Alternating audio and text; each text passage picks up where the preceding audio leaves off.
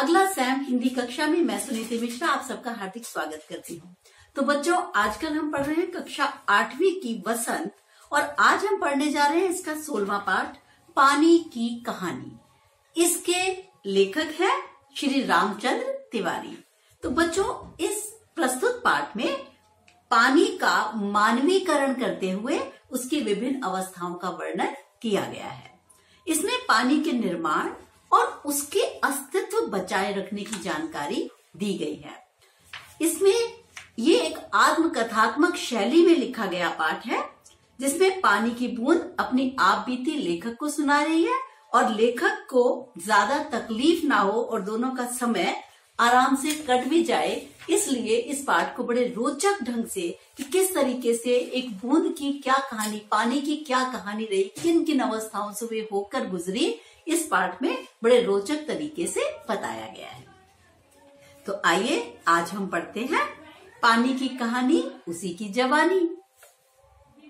लेखक अपने पथ पर बढ़ता जा रहा था कि बेर की झाड़ी से उसके हाथ पर ओस की एक बूंद आकर गिरी। बूंद उसकी कलाई से सरक कर हथेली पर आ गई और लेखक ने महसूस किया कि कहीं से आवाज आ रही है, सुनो सुनो। ध्यान से सुना तो उसने पाया कि ये आवाज उसे ओस कण से बूंद से आ रही है। अब लेखक उस सुनो सुनो की आवाज को अनसुनी नहीं कर सका। उसने उसके कहो कहते ही बूंद ने खुशी से उछलकर बोला। क्या बोला? मैं ओस हूं जिसे लोग जल और पानी भी कहते हैं और मैं एक बेर के पेड़ से आई हूं। लेखक ने जिज्ञासावश पूछा, क्या पेड़ में फव्वारा लगा है? लेखक ने कि इस अविश्वास से बूंद बड़ी दुखी हो गई। उसने कहा लेखक को, रुको, मैं आपको अपनी कहानी बताती हूँ। बूंद ने जब कहा कि एक बार जब वो जमीन में इधर उधर घूम रही थी, तभी पेड़ की असंख्य जड़ों ने उसे अपनी ओर खींच लिया। तब बूंद अपने अंदर खनिज पदार्थों को लेकर घूम रही थी और कि एक रोए यानी एक जड़ ने उसे अपने अंदर खींच लिया। 3 दिन तक सांसत यानी बहुत अधिक कष्ट भोगने के बाद वो पत्तों से निकलकर भागी। कौन? बूंद। रात भर पत्तों पर पड़ी रहने के बाद लेखक को देखते ही उसके हाथ पर बूंद आकर गिर गई। बूंद की कहानी सुनकर लेखक को बड़ा दुख हुआ। सूरज निकलने में कुछ समय शेष था। उनकी शक्ति पाते ही बूंद उड़ जाएगी। आप जानते हो ना, सूरज जैसे निकलता है, जो ओस की बूंदें क्या होती है, उनका वाष्पीकरण हो जाता है, यानी वो भाप बन के ऊपर उड़ जाती हैं। अतः सूरज निकलने तक का समय बिताने के लिए बूंद अपने जीवन की विचित्र घटनाएं लेखक को कहानी के रूप में सुनाने लगी। बहुत समय पहले की बात है। बूंद ने बताया कि बूंद के पुरखे हाइड्रोजन और ऑक्सीजन नामक 2 गैस के रूप में सूर्यमंडल में विद्यमान थे। एक दिन की बात है कि प्रचंड प्रकाश पिंड सूर्य की ओर बढ़ता चला आ रहा था। सूर्य से लाखों गुना बड़े इस प्रकाश पिंड की, प्रकाश का पिंड मतलब प्रकाश का समूह, इस प्रकाश पिंड की शक्ति इतनी अधिक थी कि सूर्य का एक भाग टूट गया और उसके पीछे चला। यह टूटा भाग इतना खिंचाव शक्ति न सहन करने पाने के कारण बहुत सारे खंडों में, बहुत सारे टुकड़ों में टूट गया। उन्हीं टुकड़ों में से एक हमारी पृथ्वी है। उसका ग्रह ठंडा होता गया और अरबों पहले जो हाइड्रोजन और ऑक्सीजन, हाइड्रोजन मतलब हाइड्रोजन, ऑक्सीजन मतलब ऑक्सीजन की रासायनिक प्रक्रिया के उपरांत इसका जन्म हुआ। फिर अपना प्रत्यक्ष अस्तित्व गंवाकर उन्होंने बूंद को पैदा किया। कुछ समय तक वह पृथ्वी के आसपास वाष्प रूप में मंडराती रही। फिर क्या हुआ पता नहीं, पर जब उसे होश आया तो उसने स्वयं को ठोस रूप यानी बर्फ के रूप में पाया। अब वह अपने भाप रूप के 17वें भाग में बची थी। लाखों साल यूं ही आनंद में बीत गए। यह समय दाल में नमक के बराबर ही था। ऐसे दीर्घजीवी से बात करके लेखक अपने आप को धन्य मानने लगा, यानी जिसे वो बहुत ही मामूली चीज समझ रहा था, उसको क्या लगा कि अरे इतना लंबे समय से जीवित एक बूंद से मैं बात कर रहा हूं तो ये कितनी बड़ी बात है। बूंद ने बताया, एक दिन अचानक जैसे ही बर्फ बने भाई बहनों के भार के कारण नीचे वाले भाई दब गए और पानी बन गए। अब वो जान चुकी थी कि समुद्र में भी बहुत सारे जीव जंतुओं का साम्राज्य है। जैसा कि आप लोग जानते हो, समुद्र में तो बहुत सारे जीव जंतु रहते हैं। बूंद ने एक दिन सागर की गहराई में जाने का निश्चय किया। मार्ग में उसे नाना प्रकार के विचित्र जीव जंतु देखे, जिनमें धीरे रेंगने वाले घोंगे, जालीदार मछलियां, भारी भारी कछुए, मनुष्य से अधिक लंबी मछलियां, लालटेन के प्रकाश वाली मछलियां, जो लाइट वाली मछलियां होती हैं, वो भी दिखाई पड़ी।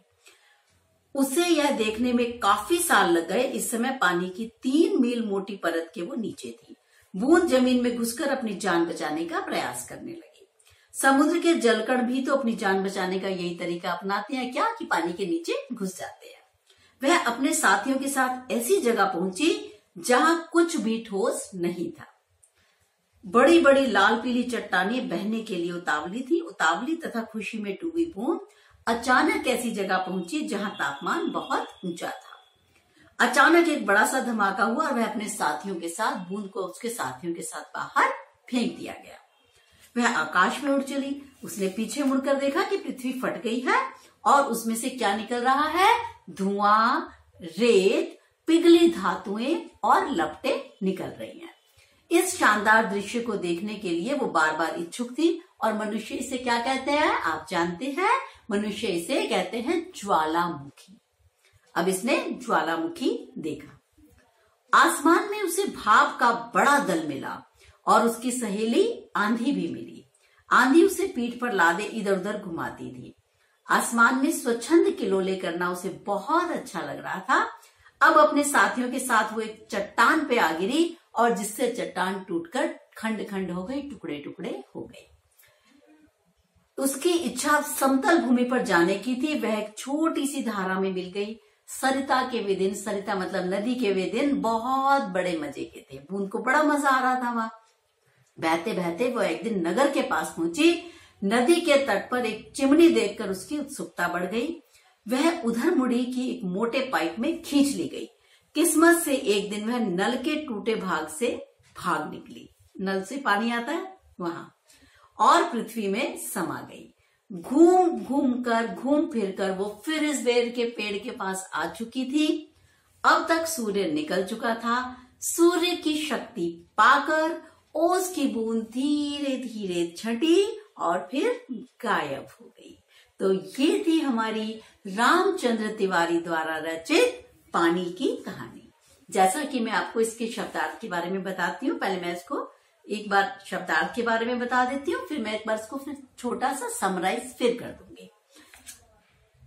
अविश्वास, भरोसा न रहना, प्राण नाश करना, जान दे देना, असंख्य अनगिनत, ब्रह्मांड, संपूर्ण लोक, दीर्घजीवी, लंबे समय तक रहने वाला, वर्णनातीत, जिसका वर्णन न किया जा सके, अंधाधुंध, बिना सोचे समझे, कलोल करना, उछल कूद करना, न्योता, बुलावा, कुछ मुहावरे भी हैं बच्चों इसमें, सांसत भोगना मतलब दुख भोगना, जान बचाकर भागना, किसी तरह जान बचाना, हवाइयां उड़ना, घबरा जाना, कमर कसे रहना, पूरी तरह से तैयार रहना, कान खड़े होना, चौकन्ना हो जाना। ये सब थे बच्चों इसके मुहावरे। जैसा कि मैंने आपको कहा कि मैं आपको एक बार बता देती हूँ कि हमने इसमें क्या क्या जानकारी मैंने आपको दी। नंबर 1, हाइड्रोजन और ऑक्सीजन से पानी बनने की प्रक्रिया। ये पानी की कहानी में क्या क्या बताया मैंने। नंबर 1, हाइड्रोजन और ऑक्सीजन से पानी बनने की प्रक्रिया। नंबर 2, पानी का पहाड़ों पर बर्फ के रूप में जमा होना, हिमखंड का टूटना और ऊष्मा पाकर पिघलकर फिर से पानी बन जाना। ठीक है। नंबर 3, पानी की बूंद का सागर की गहराई में जाना और विभिन्न समुद्री जीवों से मिलना। जहां उसने बात की है कि मैंने मछलियां देखी, घोंगे देखे, कछुए देखे, तो वो सब की चर्चा करना। नंबर 4, ज्वालामुखी के विस्फोट के रूप में बाहर आना आदि। तो ये था हमारा पानी की कहानी की यात्रा, यानी ये है हमारी छोटी बूंद की यात्रा जो मैंने आपको भी पढ़ाया। तो अगले पार्ट में हम आपसे फिर मिलेंगे। तब तक के लिए मुझे आज्ञा दीजिए। अब हम मिलेंगे अगले पार्ट में जो है बाज और सांप। ठीक है, तो तब तक के लिए मुझे आज्ञा दीजिए। नमस्कार।